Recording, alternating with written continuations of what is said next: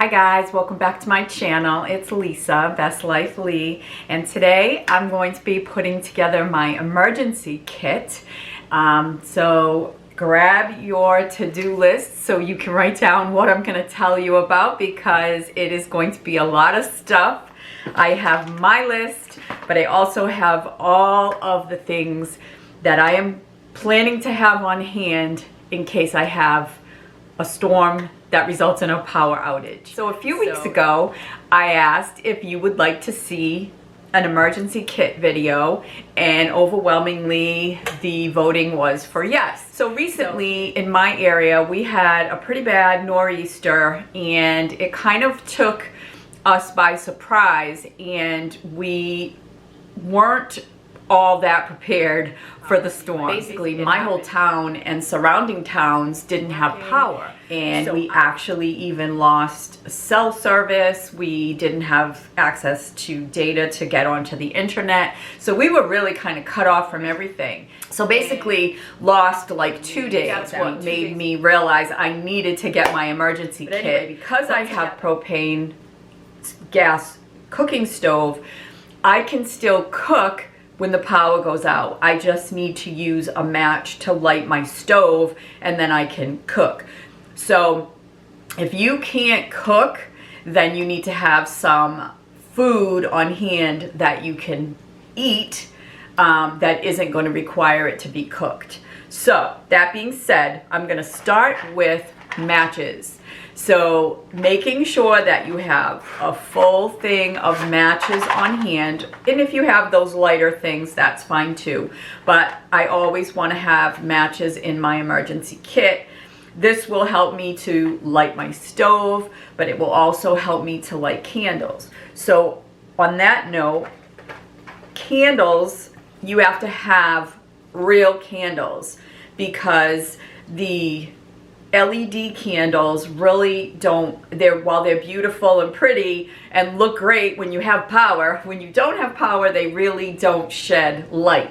They give you a little, point of light on your table, but if you're needing light to see, those candles aren't going to work. But your real candles will. And I tend to try to have a few of my real candles so that I can have candles in the kitchen, candles in the living room. Obviously, you don't want them burning when you're not in the room, but you don't want to have to carry your candles wherever you go. So I tend to put a bunch of candles around, and it does give you light. And because I can cook on my stove, I have a tea kettle, and this will allow you to make tea. Now, because I use this kettle and I wouldn't be able to make coffee in my coffee maker, I went out and got myself some instant coffee. I don't drink instant coffee normally, but when the power is out and you want your morning cup of coffee, this will be good to have on hand. And in that same note, I always have some dry creamer for my coffee, just in case. I mean, when the power goes out, you're going to not want to open your refrigerator as least as possible to try to keep everything cold in there. But if you find that the power is going to be out for a few days, you want to try to use up what you have in there. And if you can't cook, you can do things like cereal, so you can use your milk.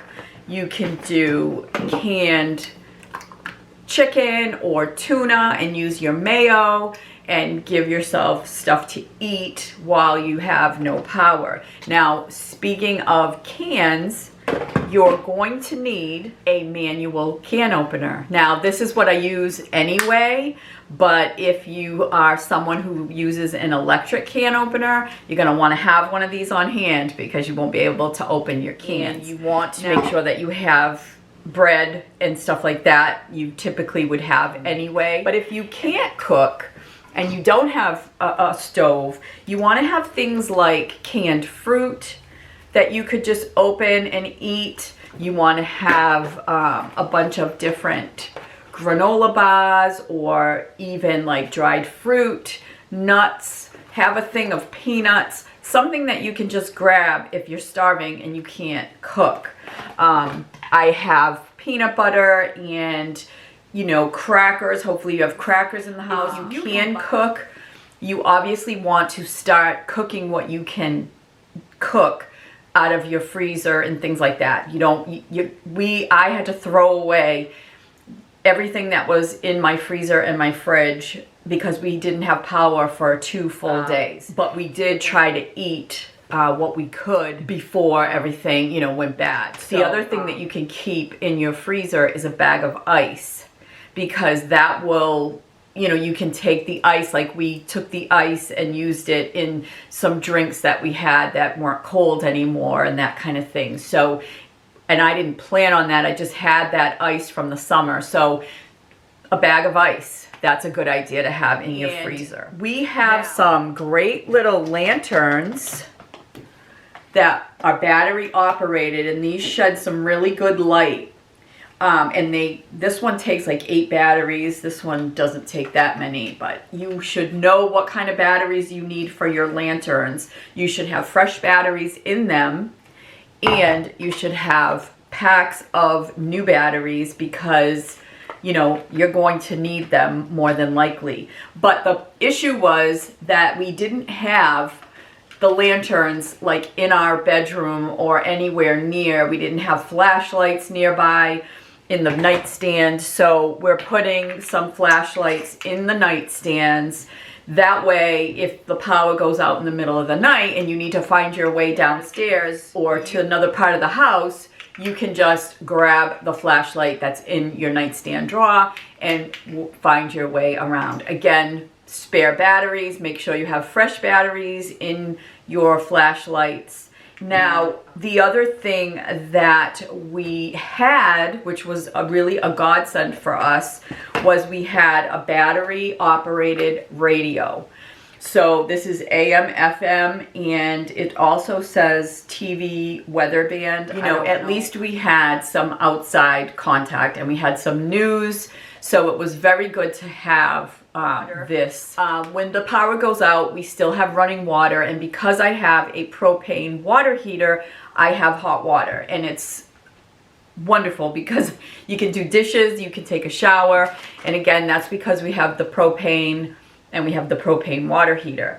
If you don't, my dad can't, he can't cook, he doesn't have water when the power goes out, so my dad has a generator for that because, you know, without water, I mean, you can't even flush a toilet, so it's really, really inconvenient. So if that's the case, and you will be without water for a period of time, you should have, you know, some kind of wipes on hand to wash your hands, to get, you know, freshen up, whatever. It's good to have on hand if you don't have water. Other thing that I found when we lost power that I really needed was some kind of entertainment. We couldn't even use the data that we have because the cell towers were down and we just didn't even have internet. So talk about frustrating, and talk about being reliant on something that, you know, you need to have other things in life because, boy, if you lose them, you're like lost. But one of the things that I did while I didn't have my access to the internet was I went and looked at magazines that I had from last year or that were in my, you know, magazine basket and stuff like that. So that was something I could read. You should have, like, put a book in your, and I just have this little bag that I'm gonna put some stuff in to have real handy so I know exactly where it is if the power goes out. I'll throw a couple of grocery store books in here so that I can read a book. And speaking of that, I'm going to share with you something else that you should have. So this was a godsend for me when I lost my power because there's not a lot to do once it gets dark. Like at 7 o'clock, it was dark. What do you do? So I had to go to bed pretty early, that was extremely early for me. But this little book light, which is a battery, I read with this at night anyway, so I don't disturb my husband. But this allowed me to be able to read with no power, so I could kind of keep that normal activity going. So a book light, and I got this at Barnes & Noble. There's probably everything here that's not a food item or, you know, basics like candles. I will try to link below, and if I find one of these on Amazon, I'll link this below as well, because I just absolutely love my little book light. But getting back to what I was talking about, you know, entertainment. So years ago, and it's been many years now, but I'm gonna get started on this again. I used to immediately, if I saw something in a magazine that was interesting to me that I wanted to keep, I would tear it out and I would put it in a binder, you know, and I would just get these little binder sheets. You can get them at Staples. And so I would just kind of keep different things that were interesting to me. And I have several of, well, I have like 3 of these binders. So I went and got my binders, and these are from like, I don't know how many years ago. But stuff still appeals to me, you know, like different ideas for different outfits. So, you know, it just like got me thinking again about things that I liked in the past and things that, you know, it's like just inspiration. And it's kind of like Pinterest, but it's, you know, it's tangible. You can hold it in your hand, and it's something to do some days when you just have nothing to do and you're kind of bored.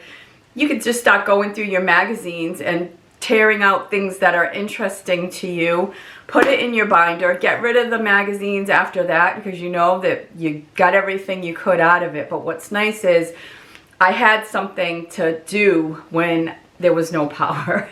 So just an idea, but you need something to entertain you. So that, and also you could have a deck of cards, you know, board games, or any kind of like game that you could maybe play.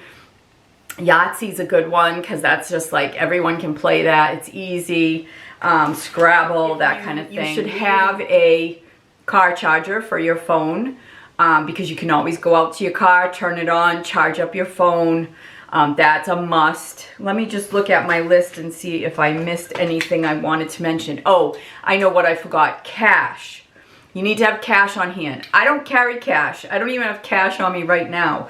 But what I found was a lot of the stores that didn't have power were open, but they were just taking cash. So you should probably have, you know, a good $100 on hand, $200. It suggests a gallon of water per person in your house. Backup chargers for your phone, your iPad, and they're solar. They're solar, so you can recharge them. Just put them in a sunny window or even outside. They will recharge. So that's a good thing to get. I have pretty much covered everything that is on my list. Then I'm going to show you 2 things that I recently purchased. It's actually one thing that I purchased, but it comes in a set. So I'm going to show you that.